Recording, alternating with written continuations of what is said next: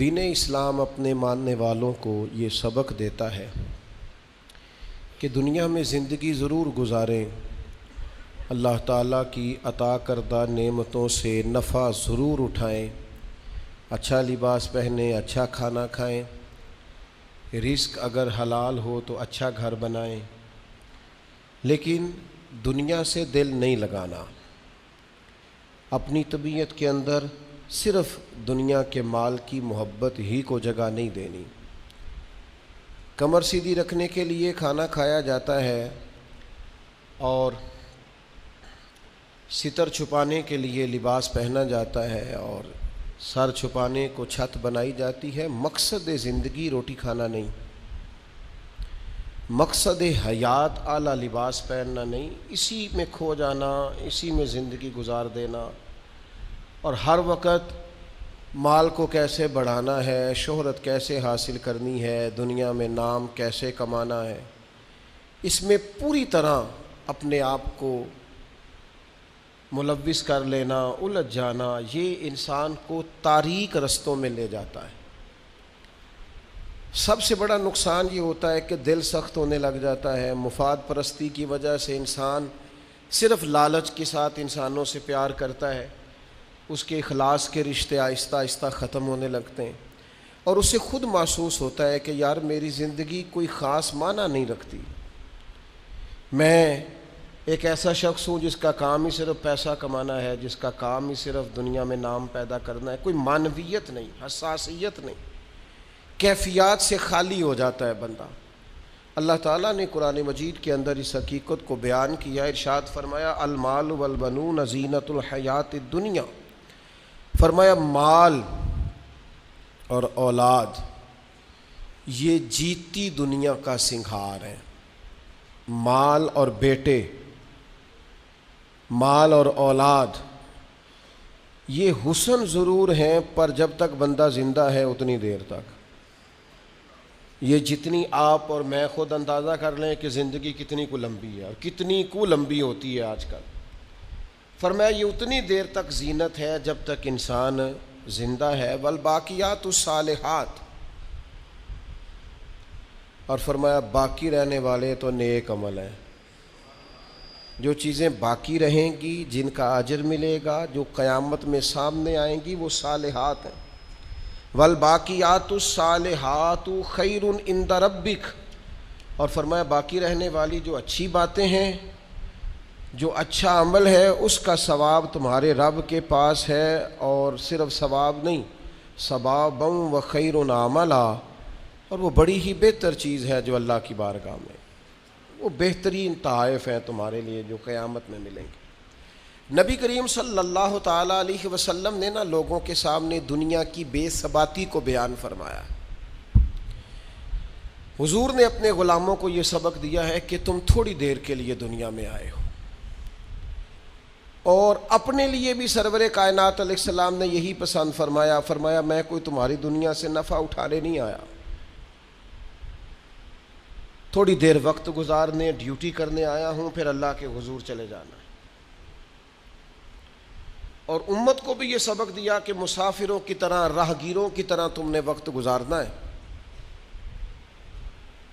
तुमने इस तरह का माहौल नहीं बनाना कि तुम समझो कि सिर्फ एक ही जहान है, इसके बाद माज़अल्लाह कोई ज़िंदगी ही नहीं है। एक ज़िंदगी इसके बाद है, मरने के बाद जो अल्लाह ताला जन्नत में बंदे को इनामात अता करेगा, उसके लिए जद्दोजहद करनी। हज़रत मौला अली शेर खुदा रदी अल्लाह ताला अन्हु रवायत फरमाते हैं, फरमाते दो किस्म के बेटे होते हैं, एक दुनिया का बेटा होता है, एक आखिरत का बेटा होता है। फरमाया दुनिया के बेटे ना बनना, आखिरत के बेटे बनना। और नबी करीम अलैहिस्सलाम ने फरमाया वो लानती है जो दिरहम व दिनार का बंदा बन गया है।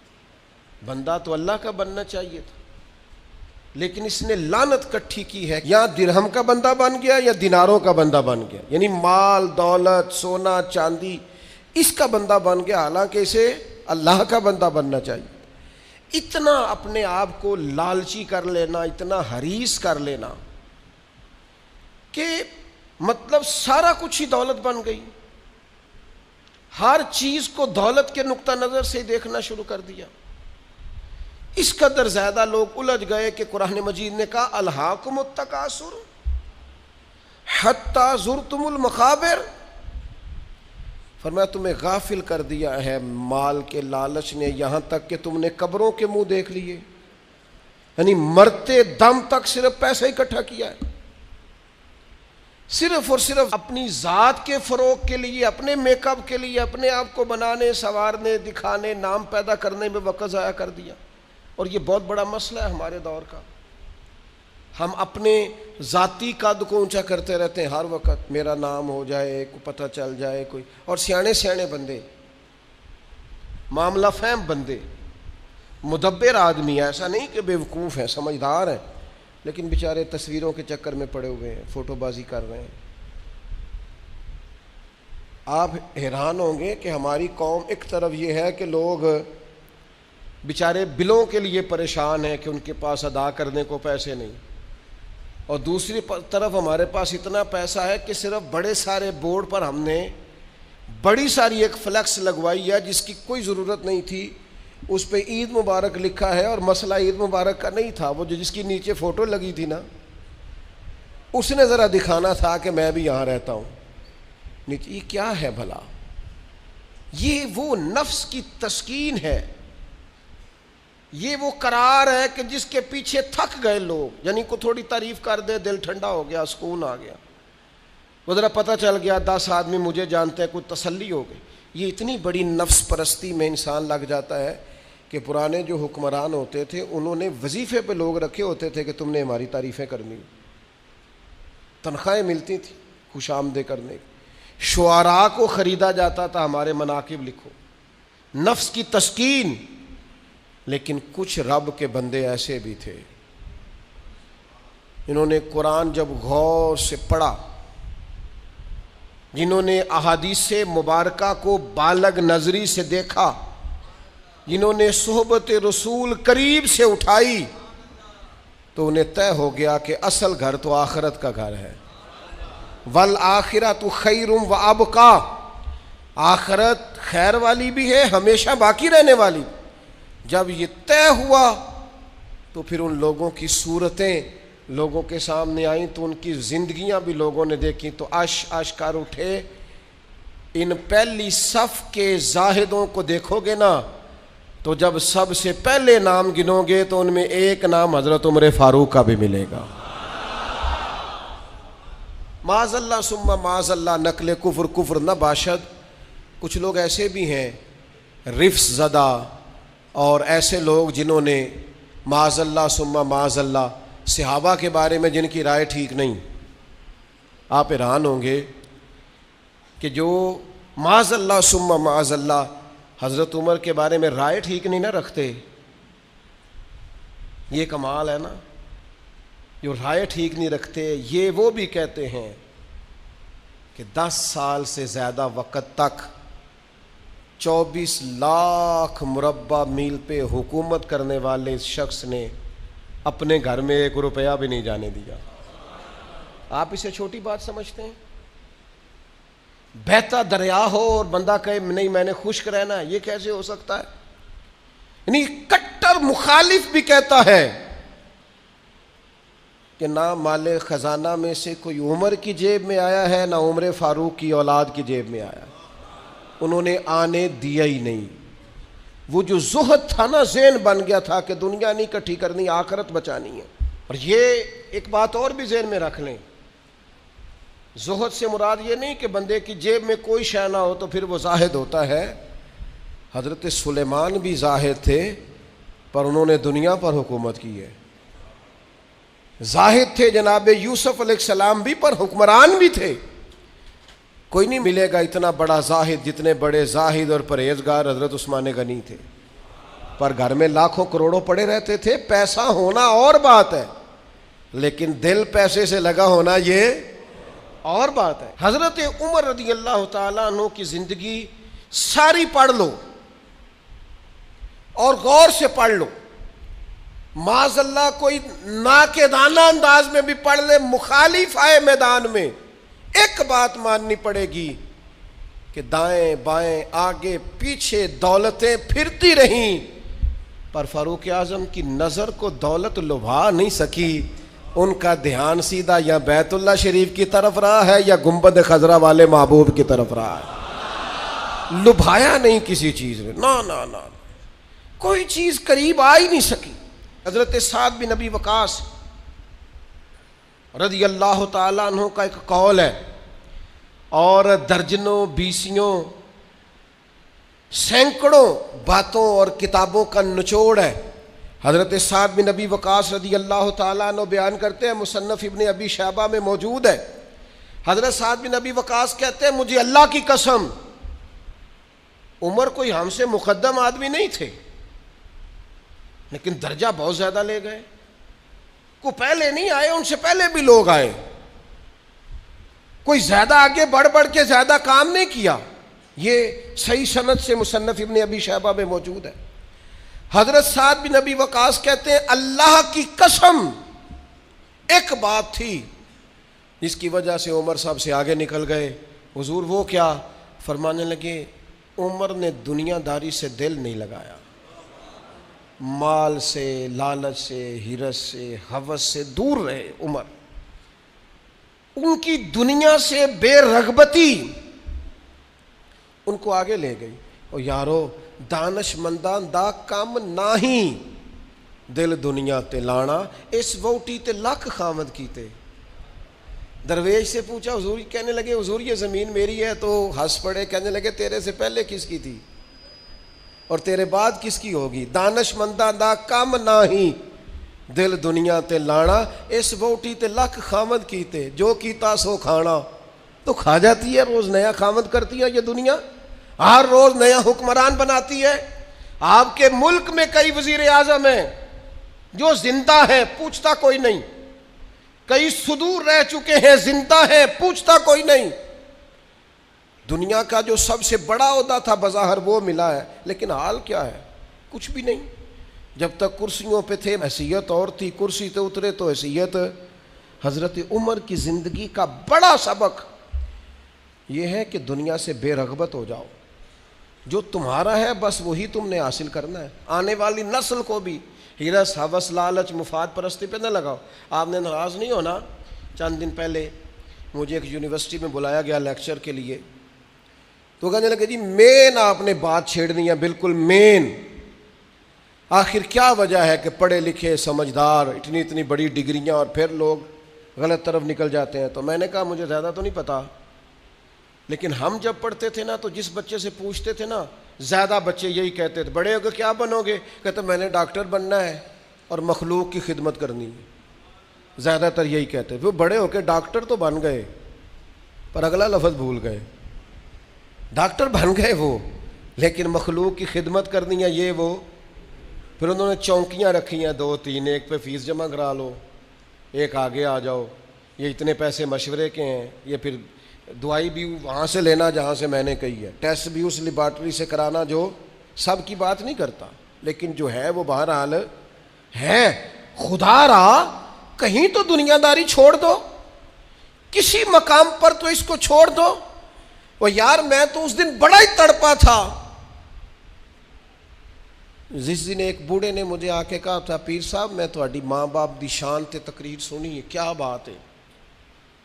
लेकिन आपको पता है आजकल बच्चों से भी इज्जत कराने के लिए बाप का मालदार होना ज़रूरी है। अब्बा गरीब हो तो वो बच्चों के लिए ज़्यादा काबिल एहतराम। उसने कहा ये भी ज़हन में रखें आप। तो मैं तो टूट गया सारा और बिखर गया उस बुज़ुर्ग की बात सुन के। उसने कहा वो गैरों से मशवरे लेते हैं सिर्फ़ इसलिए कि उन लोगों की जेबों में पैसे हैं, और मैंने भी ज़मानों को सबक पढ़ाया है, लेकिन चूँकि जेब खाली है तो लिहाजा मैं ज़्यादा समझदार और सियाना बंदा नहीं रहा। पैसे क्यों नहीं है? जब तक ज़ुहद नहीं पैदा होता, तुलने लग गई हैं चीज़ें, घुटन महसूस होती है, घुटन। हज़रत उमर की ज़िंदगी का ज़ुहद असल था। मैं आपसे अर्ज़ करूं, 2 किस्म का मसला है हमारे मुल्क में। कुछ को इसलिए नींद नहीं आती कि लाइट गई है तो पंखा बंद है, लेकिन कुछ का पंखा चलता है उन्हें नींद नहीं आती क्योंकि एसी बंद है। पक्की बात बता रहा हूँ, बिल्कुल पक्की, नहीं नींद आती उन्हें जब तक एसी ना चले। आदत हो गई, पैदा ही एसी में हो गए, दिल लगा लिया दुनिया से, मिजाज नहीं। भाई जब तक आपकी तबीयत में ज़ुहद पैदा नहीं होता। अच्छा, ये जो गरीबी अमीरी होती है ना, ये भी एहसास से वाबस्ता होती है। आपका ज़हन बन जाए ना कि कोई यार की सोचेगा, तो फिर आप गए काम से। और अगर सादे कपड़ों में आप खुश हैं ना, तो इंशाल्लाह कोई कुछ भी नहीं सोचेगा। अगर आप गैर मुतमईन हैं तो फिर सारे ही सोचेंगे कि पता नहीं यार देखो किस तरह कपड़े पहने। और अगर आप मुतमईन हैं तो इंशाल्लाह ताला किसी बंदे को भी कोई परेशानी, कोई टेंशन नहीं होगी, कुछ भी नहीं होगा। आपको है जितना भी अंदर मामला, आप सादा ज़िंदगी में खुश हैं तो सारी दुनिया ही ठीक है। लेकिन अगर आप ही बड़े परेशान हैं कि यार देखो मैं मतलब किस तरह का मैंने लिबास पहना है, तो फिर हालात ख़राब है। मारूफ ताबी हैं हज़रत उबैद बिन उमैर रदी अल्लाह ताला अन्हु, वो फरमाते मैंने हज़रत उमर को ना जमरात की रमी करते देखा। हम अपने लफ्ज़ों में कहते हैं शैतानों को कंकर मारना, हज के मौका पर। कहते मैंने जमरात की रमी करते देखा हज़रत उमर को 11-12 ज़िलहज को। वो कंकर मार रहे थे तो मैं उनके पीछे था, तो सिर्फ पुश्त पर ना 12 पेबंद लगे हुए थे कपड़ों।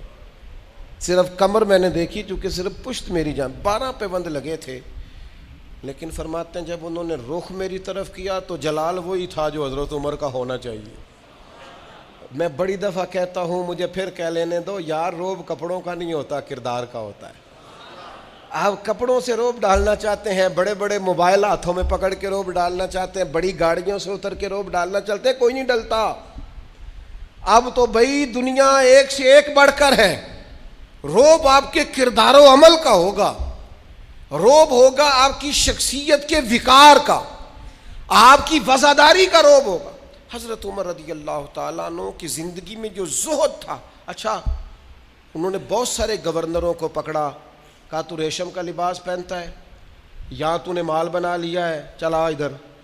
और जब भी किसी को गवर्नर बनाते थे पहले लिस्ट बनाते थे उसके पास क्या क्या है, और वो लिस्ट अपने पास रख लेते थे। 6 महीने साल में अगर उसके माल में इजाफा होता तो फारिग कर देते। लेकिन कोई बंदा उंगली भला क्यों नहीं उठाता था, ये भी समझे। कोई उंगली इसलिए नहीं उठाता था कि पता था कि अगर हमें डांटते हैं ना तो घर अपने भी कोई चीज़ नहीं लेके जाते। आप गौर फरमाइएगा मेरी बात पर, और हमेशा इस बात को याद रखिएगा, ये जो हमारा एजाज़ है, ये जो हमारी तबीयत है कि हमें प्रोटोकॉल सिस्टम चाहिए, और ये बहुत सारी जगहों पे है। कभी कभी इससे दिल बड़ा उकता जाता है, परेशानी होती है कि यार कोई तो बंदा इससे बाहर हो। ये अभी हज का सीज़न आया था, मेरा ज़ाती तबसरा उस पर यह है कि कम से कम हज से तो VIP सिस्टम ख़त्म करें आप। 15 लाख में भी बंदा हज करने जा रहा है और 42 लाख में भी बंदा हज करने जा रहा है। आपको ये ओपन चीज़ें मिल जाएंगी कि कुछ लोगों को मिना में जगह मिलती है कब्र के मुताबिक लेटने की, इतनी सी जगह। मैं रात को जब उठ के साइड चेंज करता था ना, तो मैं बैठता पहले उठ के, तो फिर मैं साइड चेंज करता था मिना। और उसी मिना में आपने लोगों को AC वाले बड़े बड़े खैमे भी दिए हुए हैं और बड़ी बड़ी कुशादा जगह भी दी है। आप वहाँ से VIP सिस्टम मुझे एक दफ़ा एक साहब कहने लगे, पीर साहब मैंने 50 लाख के करीब का पैकेज बनाया, हर चीज़ ज़बरदस्त। मैंने कहा खाना काबा आ जाएगा कमरे के अंदर चल के, जो कमरे आप देंगे? कहने लगा नहीं। तो मैंने कहा जब तवाफ़ करते वक्त कोई VIP नहीं, एक ही सफ़ में खड़े हो गए महमूद व अयाज, ना कोई बंदा रहा ना कोई बंदा नवाज, बंदा हो साहिबो मोहताजो गनी एक हुए, तेरी सरकार में पहुँचे तो सभी एक। ओ कम से कम कहीं तो इस कल्चर से बाहर आ जाओ। कल्चर बन गया है, वहाँ कैटेगरी हैं, पूछते हैं आपने A में जाना है, B में जाना है, C में जाना है। आपको सादे लफ्ज़ों में कहते हैं जितना गुड़ पाओगे उतना मिठा हो, जितने पैसे खर्चेंगे उतनी आपको VIP होटल मिलेगा, VIP सवारी मिलेगी, वहाँ सिस्टम मिलेगा। कम से कम किसी जगह तो मुसलमान छोड़ दें। सहाबा फरमाते हैं जनाब उमर जब हज करने गए और अमीरुल मोमिनीन गए, और अमीर वक्त उस वक्त खुतबा हज देते थे, नमाजें पढ़ाते थे, फरमाते हैं कोई किसी किस्म का प्रोटोकॉल नहीं था। जहाँ गर्मी ज़्यादा होती थी वैसे दरख्त के नीचे आराम करते थे, जहाँ गर्मी ज़्यादा होती थी वहाँ हज़रत उमर अपनी चादर उतारते थे, दरख्त की टहनियों पे डाल लेते थे, छाँव ज़रा घनी हो जाती, उसके नीचे आराम कर लेते थे। अगर कहीं जगह पथरीली हो जाती तो वो ज़मीन पर चादर बिछा लेते और वहीं आराम करते। और एक नुक्ता मेरे ज़हन में आया है, मैं आपकी खिदमत में अर्ज़ कर रहा हूँ, मेरा ख्याल है कि जब अमीर वक्त इस तरह का टाइम गुजारता है तो फिर गरीबों को भी गरीबी याद नहीं रहती, फिर कल्चर ही बदल जाता है मुल्क का, फिर कोई बंदा शिकवा नहीं करता, वो समझता है यार मतलब जब हमारा अमीर इस तरह है। लेकिन जनाब अमीर साहब उतरे गाड़ी से और 4 छतड़ियाँ उनके सामने कर दी जाएँ और हटो बचो और पीछे हट जाओ का रंग हो, फिर कैफियत कुछ और होती हैं। अपनी ज़िंदगी को सादा करें, अपने उठने बैठने को सादा करें, अपनी ग़िज़ाओं को सादा करें, अपनी मुलाकात से तकल्लुफ़ निकाल दें। आप क्या हैं, कुछ हैं, कोशिश करें कि इंदल्लाह अच्छे मोमिन बनने की कोशिश करें। बाकी इस कल्चर से जितना आप अपने आप को बचाएंगे सोसाइटी में खूबसूरती पैदा होगी। अज़ीज़ान गिरामी वक़ार, हो सकता है मुक़र्रिरीन के तारुफ़ के लिए नाज़िम इजलास के अल्फाज हुआ करते हैं और बहुत सारी जगह रस्म और रिवाज के एतबार से तारुफ कराया जाता है, मगर मैं अपना तारुफ इतना ही समझता हूँ, या रसूल अल्लाह तेरे इश्क की बदौलत मुझे जिंदगी मिली है, तेरे इश्क की बदौलत मुझे जिंदगी मिली है, मेरी बात बन गई है तेरी बात करते करते। तारुफ यही है, मेरी बात बन गई है तेरी बात करते करते, है जो जिंदगानी बाकी ये इरादा कर लिया है जो जिंदगानी बाकी ये इरादा कर लिया है, तेरे मुनकिरों से आका मैं मरूंगा लड़ते लड़ते। मेरे अजीजों, यही हमारी जिंदगी का तारुफ है और इन्हीं 2 अशार में अल्लाह हमारा खात्मा नसीब फरमाए। आज मुंब्रा की इस सरजमीन पर, जिसको हम जरखेज जमीन कहते हैं, पहली मर्तबा आपसे मुखातिब हूं। उलमाए ज़वील एहतराम का यहां पर हुजूम है।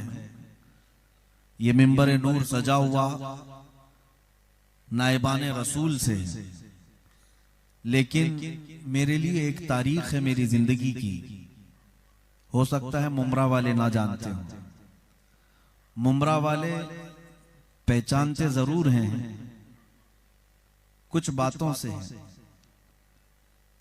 बहुत सारे लोग तकरीरें तो सुनते हैं, लेकिन हमारी जिंदगी में एक वाकया पेश आया था, उसको हर कोई अच्छी तरह से जानता है कि नबी पाक सल्लल्लाहु ताला अलैहि वसल्लम पर भौंकने वाले कुत्ते को हमने आवाज दी थी। वो आपको पता है 1.5-2 साल कबल, मैं इसको दोहराना नहीं चाह रहा और हर जलसे में मेरे कहने की आदत नहीं है। माजी में जाएं या सोशल मीडिया पर मौजूद चीजों का आप फिर से एक मर्तबा देख लें तो आपको पता चलेगा। मैं बड़े जज्बात में और जोश में उस पाखंडी को ललकार रहा था और एक डेट का मैंने ऐलान किया था, 17 रमजानुल मुबारक को हम आमने सामने होते हैं। ये वाकया इसलिए आपको अर्ज कर रहा हूं कि ये आवाज मैंने जहां से लगाई थी वो मुंब्रा की ही सरजमीन थी, इसलिए ये मेरी जिंदगी से जुड़ा हुआ वाकया है। आज मुझे इत्तेफाक हुआ है दोबारा आपके यहां आने का, वरना रमजानुल मुबारक की, चूंकि उस वक्त लॉकडाउन था, लोगों को पता नहीं था, मैं आया भी था और इसी सरजमीन से मैंने उसे ललकारा भी था। इसलिए ये तारीख याद रहेगी मुझे। और फिर मैं अल्लाह करीम की बारगाह में ये दुआ करता हूँ कि इस सरजमीन से मौला करीम बेपनाह आशिकों को उठाएगा, नबी पाक सल्लल्लाहु अलैहि वसल्लम के सिपाहियों को यहाँ पैदा फरमाएगा। मेरे अजीजों, मुंब्रा कि इस घनी आबादी से बाहर के लोग बहुत ज्यादा अलग अलग चीमी गोइयां करते हैं, लेकिन आपके मुतालिक बुरा सुनना हमें अच्छा नहीं लगता। मुंब्रा की इस घनी आबादी के लिए कोई गलत नामों से तुम्हें याद करे, इससे बेहतर है कि अब हम अपनी जिंदगी का पहिया बदलते हैं और फिर ये अहद करते हैं कि अब अगर कोई उंगली उठाएगा या फिर कहीं कोई तज़किरा आएगा कि नबी पाक सल्लल्लाहु अलैहि वसल्लम के कदमों पर निछावर होने वाली जमात सबसे ज्यादा कहां होती है, तो हर एक की जुबान पर मुंब्रा का नाम आ जाए। वो माहौल हम ला सकते हैं।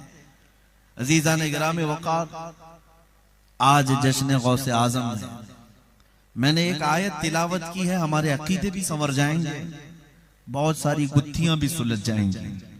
रब ताला फरमाता इन्नमा वलियुकुमुल्लाहु व रसूलुहु वल्लज़ीना आमनू। वली किसको कहते हैं? वली के दो माने हैं, एक दोस्त के और एक मददगार के। दोस्त भी है और मददगार भी है। और अल्लाह ताला फरमाता है क्या लोगों, तुम्हारा मददगार, याद रखिए, तुम्हारा मददगार अल्लाह है और उसका रसूल है। इन्नमा वलियुकुमुल्लाहु व रसूलुहु वल्लज़ीना आमनू, और ईमान वाले तुम्हारे मददगार हैं। तीन लोगों का जिक्र आया मदद करने वालों में, अल्लाह का, रसूल का और ईमान वालों का। पता ये चला कि अल्लाह मदद करता है हकीकत में, और उसकी अता से रसूल भी मदद करते हैं, औलिया भी मदद करते हैं। ये कुरान से साबित है, वरना तुम्हें इस कुरान की आयत का माना बताना पड़ेगा कि यहां वली का लफ्ज क्यों आया रसूल के लिए। उन लोग अपने अकीदे को संभाल लें और दुरुस्त कर लें जिनका यह कहना है कि रसूल पाक सल्लल्लाहु ताला अलैहि वसल्लम आजिज व मजबूर हैं, कुछ नहीं कर सकते। नाउजुबिल्लाह, वो मालिक व मुख्तार हैं।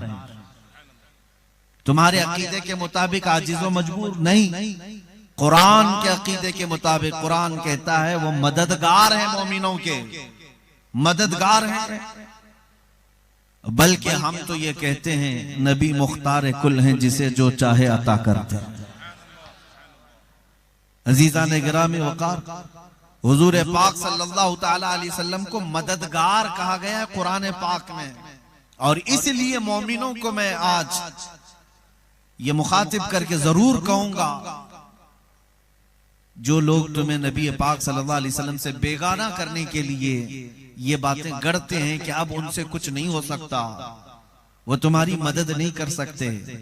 अजीज़ान गिरामी, सैयदना अबू अय्यूब अंसारी रदियल्लाहु ताला अन्हु का नाम सुना होगा। ये मेजबान रसूल हैं मदीना तैयबा में।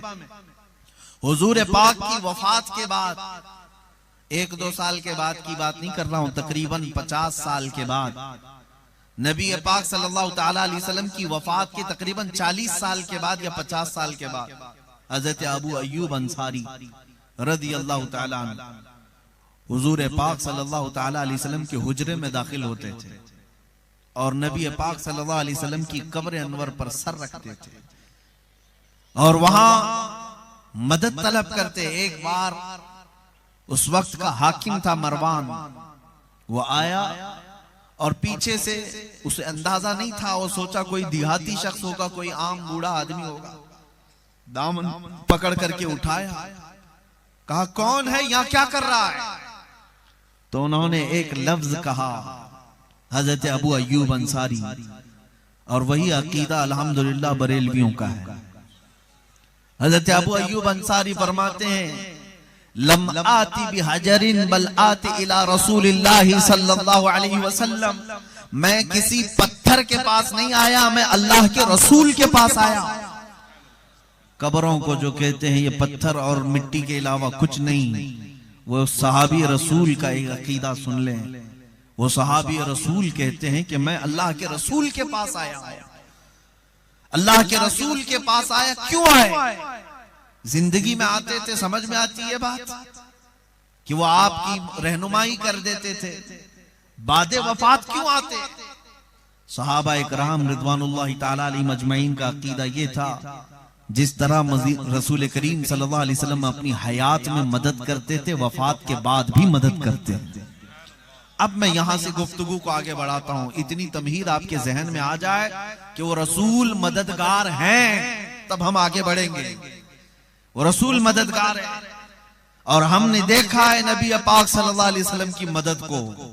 अजीज़ान गिरामी वक़ार, आज भी आशिकों के यहाँ वो तशरीफ लाते हैं। अगर ना होता ऐसा तो कोई पुकार करके यूं नहीं कहता, सुना है आप हर आशिक के घर तशरीफ लाते हैं, मेरे घर में भी हो जाए चिरागा या रसूल अल्लाह। तमन्ना करने वाले पागल नहीं हैं, तमन्ना करने वाले यूं नहीं कहते मेरे आका आओ कि मुद्दत हुई है, तेरी राह में आँखियां बिछाते बिछाते, तेरी यादों में तेरी हसरतों में बड़े दिन हो गए घर को सजाते सजाते।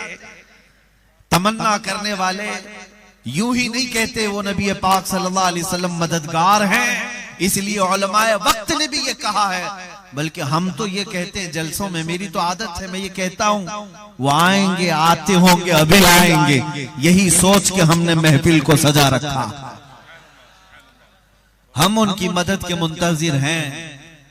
अजीज़ान गिरामी वक़ार, कुरान कहता है वो रसूल तुम्हारे मददगार हैं, ऐ लोगों तुम्हारे मददगार हैं। 22वें पारे की आयत में अल्लाह ताला फरमाता अन्नबिय्यु औला बिल मुमिनीना मिन अनफुसिहिम, नबी तो मोमिनों से उनकी जान से ज्यादा करीब है। नबी मोमिनों से उनकी जान से ज्यादा करीब है। फिर मेरे अजीजों, ये सवाल ही नहीं बनता जो कहते हैं यहां से तुम पुकारोगे वो मदीने में है। कुरान कह रहा है वो तुम्हारी जानों से ज्यादा करीब है, वो जानों से ज्यादा करीब है। हम यहां से पुकारे वो वहां से सुने, मुस्तफा की समाअत पे लाखों सलाम। अजीज़ान गिरामी, नबी पाक सल्लल्लाहु ताला अलैहि वसल्लम के मददगार होने की बात मैं आपको बताता हूं। जिंदगी में सहाबा इकराम ने तो कहा, कुरान कहता है अजीजुन अलैहि मा अनितुम हरीसुन अलैकुम बिल मुमिनीना रऊफुर रहीम। क्या कहता है? तुम्हारे पास ऐसा रसूल आया, लक़द जाअकुम रसूलुम मिन अनफुसिकुम, तुम्हारे पास ऐसा रसूल आया जिसको तुम्हारा तकलीफ में पड़ना गवारा ही नहीं होता। उस रसूल की एक आदत है कि तुमको तकलीफ में वो नहीं देख सकता। अजीजुन अलैहि मा अनितुम, तुम्हें तकलीफ में देखकर वो बर्दाश्त नहीं करता। हरीसुन अलैकुम बिल मुमिनीन, दूसरी सिफत उस रसूल की यह है कि वो सबसे ज्यादा अगर किसी बात की तलब रखता है तो सिर्फ तुम्हारे ईमान की। रऊफुर रहीम, निहायत नरम दिल और शफकत करने वाला रसूल तुम्हारे पास आया है। ऐसा नरम दिल और ऐसा शफकत करने वाला और ऐसी मदद करने वाला। मुझे हैरत होती है उन जालिमों पर जो आज नबी पाक सल्लल्लाहु ताला अलैहि वसल्लम की मदद का भी इनकार कर बैठे हैं। इसी को तो आला हज़रत इमाम अहले सुन्नत फाजिल बरेलवी रहमतुल्लाह ताला अलैह ने फरमाया, और तुम पर मेरे आका की इनायत न सही, नजदियो कलमा पढ़ाने का भी एहसान गया। आज ले उनकी पनाह, आज मदद मांग उनसे, आज ले उनकी पनाह, आज मदद मांग उनसे। कल न मानेंगे कयामत में अगर मान गया। उनके मुतालिक तुम ये कहते हो कि मदद नहीं कर सकते। आओ मैं तुम्हें हदीस रसूल अर्ज करता हूं। मस्जिद नबवी शरीफ का मिंबर है। अल्लाह के हबीब सल्लल्लाहु अलैहि वसल्लम खुतबा देते थे, पहले तो असा लेते थे, आपके हाथ में एक लकड़ी हुआ करती। फिर जब मिंबर बन गया तो नबी पाक सल्लल्लाहु अलैहि वसल्लम ने उस लकड़ी को छोड़ दिया, उस असा को मस्जिद के बाहर छोड़ दिया। रिवायत यह है कि जिस दिन नबी पाक सल्लल्लाहु अलैहि वसल्लम उस लकड़ी को लिए बगैर मिंबर पर खड़े हुए, मस्जिद में बच्चे के रोने की जैसी आवाजें आने लगी। सहाबा कहते हैं कि हम आवाजें तो सुन रहे थे, कौन रो रहा था ये पता नहीं, लेकिन नबी पाक सल्लल्लाहु अलैहि वसल्लम जो मालिक कुल भी हैं और तमाम आलम के लिए रहमत बनाकर भेजे गए, मिंबर से उतरने लगे। मिंबर से उतर करके दरवाजे तक आए और वहां जो पड़ी हुई लकड़ी थी उसको जैसे ही उठाया, रोने की आवाज बंद हो गई। पता चला कि लकड़ी रो रही थी। लकड़ी के रोने की आवाज थी। नबी मुकर्रम सल्लल्लाहु अलैहि वसल्लम ने उसको अपने सीने से लगाया, अपने कानों से लगाया, फिर वापस खुतबे के लिए तशरीफ लाए। सहाबा ने पूछा, या रसूल अल्लाह सल्लल्लाहु अलैहि वसल्लम, ये क्या बात थी? अल्लाह के हबीब सल्लल्लाहु अलैहि वसल्लम इरशाद फरमाते हैं, इस लकड़ी को जब मैं हाथ में रखता था ये फख्र किया करती थी, और जब मैंने आज इसको छोड़ दिया मेरी जुदाई के गम में वो रोने लगी, और उसका रोना मुझे देखा ना गया। मैं खुतबा छोड़ करके उतर आया, और फिर जब उसको आकर अपने हाथों में उठा लिया, फिर उस लकड़ी ने रोना बंद कर दिया। अजीजा ने गिरामी वक़ार, नबी मुकर्रम सल्लल्लाहु तआला अलैहि वसल्लम की जुदाई में अगर एक लकड़ी रोए, वो रसूल पाक को गवारा नहीं होता।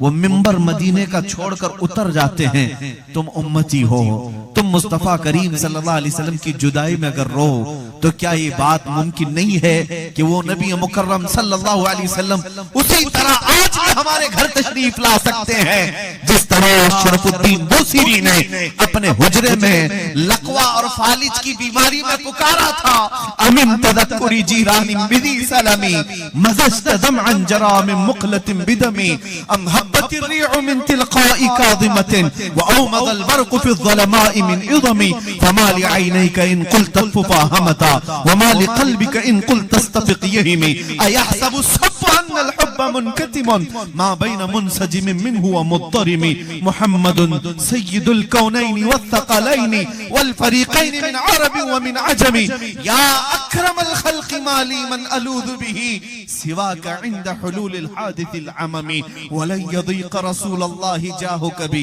इज़ल करीम तजल्ला बिस्मि मुंतक़िमी फ़इन्न मिन जूदिका दुनिया व दर्रतहा व मिन उलूमिका इल्मल लौहि वल क़लमी या रब्बी बिल मुस्तफ़ा बल्लिग़ मक़ासिदना वग़फ़िर लना मा मज़ा या वासिअल करमी। एक उम्मती ने अस्कंदरिया की सरजमीन से, मिस्र की सरजमीन से, अपने फालिज के जमाने में, लखवे के जमाने में, जब हकीमों ने लाइलाज कह दिया था, हाथ पैर उठ नहीं पाते थे, रो करके पुकारा था कसीदे में, है अजी सलम की रोने की आवाज को सुनने वाले नबी पाक के बारे में कहा, मखलूक में सबसे ज्यादा इज्जत वाले, सबसे ज्यादा अशरफ, आज मेरे पास तुम्हारे अलावा कौन है जिसको मैं आवाज दूं। ये कहते कहते जब शरफुद्दीन बूसीरी सो गए, वो मुस्तफा करीम अपने मदीने से चल करके बूसीरी के ख्वाब में तशरीफ लाए। सिर्फ आए नहीं, अपने हाथ से उनके जिस्म पर मसा किया और उनको अपनी चादर भी इनायत की। और जब वो सुबह बेदार हुए, शरफुद्दीन बूसीरी कहते हैं, न मेरे जिस्म में लकवा था, न मेरे जिस्म में फालिज था, कुछ नहीं था। और जब मैं सीधा खड़ा हुआ तो मैं देखता हूं मेरे बिस्तर पर रात में दी हुई चादर भी मौजूद थी। इतना वो अता करने में सखी हैं, जिसको शायर ने कहा था, इतना दिया सरकार ने मुझको जितनी मेरी औकात नहीं, ये तो उनका करम है।